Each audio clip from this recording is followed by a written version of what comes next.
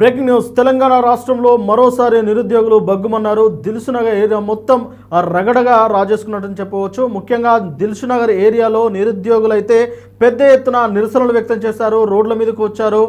Congress down down, Revanth Reddy down down అనే నినాదాలతో నిన్న ఉదయం నుంచి సాయంత్రం వరకు దిల్సునగర్ మొత్తం అట్టుడికిందని చెప్పవచ్చు.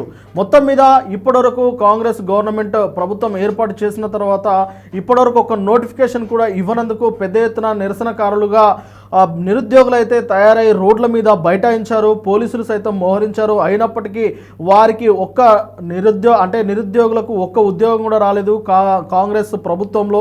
కాబట్టి ఇప్పటివరకు ఒక నోటిఫికేషన్ ఇవ్వలేదు. గతంలో ఇచ్చిన నోటిఫికేషన్ని తాము నోటిఫికేషన్ ఇచ్చినట్లుగా నియామక పత్రాలను అందజేసుకుంటూ ఫోటోలకు ఫోజులు ఇవ్వడం తప్ప ఇప్పటివరకు ఒక్క గవర్నమెంట్ జాబ్కు సంబంధించిన నోటిఫికేషన్ కూడా రేవంత్ రెడ్డి సర్కార్ ఇవ్వలేదన్నట్లుగా వారు పెద్ద ఎత్తున నిరసనను వ్యక్తం చేశారు.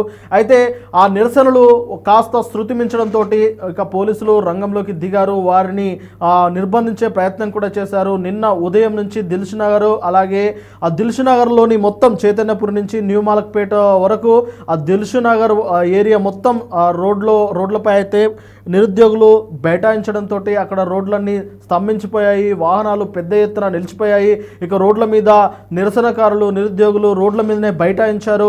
ఇక అక్కడే వారు ఎంతో కాలంగా 4 సంవత్సరాల నుంచి 5 సంవత్సరాల నుంచి ప్రిపేర్ అవుతున్న ఇప్పటివరకు ప్రభుత్వ నోటిఫికేషన్ ఒక్కటి కూడా రాలేదన్నట్లు వారు పెద్ద ఎత్తున వాపోయారు. రోడ్ల మీదనే వారు బైఠాయించారు. రోడ్ల మీదనే మనం చూడొచ్చు, ఓల్గా టైమ్ స్క్రీన్ పై కూడా చూడొచ్చు పోలీసులు ఎలా వారిని ఎత్తుకెళ్తా ఉన్నారో, ఎలా వారిని పోలీసులను కాదంటూనే వారు రోడ్ల మీద అలా పడుకుండిపోయారు. కాబట్టి వారికి న్యాయం జరిగేంత వరకు వారు అక్కడ నుంచి కదలము అన్నట్లుగా వారైతే వ్యవహరించారు. ఇప్పటివరకు విద్యాశాఖ మంత్రిగా ఉన్న రేవంత్ రెడ్డి గారు దీనిపైన అసలు దృష్టే లేదు, అసలు విద్యాశాఖకు ఒక మంత్రిని కూడా నియమించలేదు అన్నట్లు కూడా వాళ్ళు వాపోయినట్టు తెలుస్తూ ఉన్నది.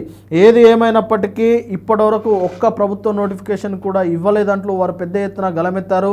ఇక రోడ్లపై బైఠాయించారు, నిరసనలు అయితే తెలియజేశారు. ఇక సాయంత్రం తర్వాత అర్ధరాత్రి వరకు కూడా నిరసనలు అయితే అలాగే కొనసాగి కొంతమందిని పోలీసులు నిర్బంధించారు. అయితే ఈ నిర్బంధాలతో ఇలాంటి ఎదురుదాడి చేస్తూ నిర్బంధాలతో వారి హక్కులను కాలరాయలేరు. ఖచ్చితంగా నిరుద్యోగులకు ఉద్యోగ అవకాశాలు కల్పించాలి, అలాగే ఉద్యోగ నోటిఫికేషన్లు ఇవ్వాలి అని చెప్పేసి అయితే వారు పెద్ద ఎత్తున దుమారం వేస్తూ ఉన్నారు.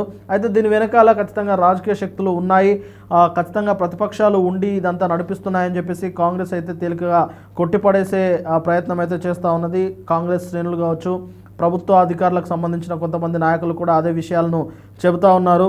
ఏది ఏమైనప్పటికీ నిరసనకారులు మాత్రం తమ హక్కులను భంగం వాటిల్లొద్దు, తమకు రావాల్సిన జాబ్ క్యాలెండర్ నోటిఫికేషన్ కూడా విడుదల చేయాలని చెప్పేసి వారు పెద్ద ఎత్తున నిరసన చేశారు.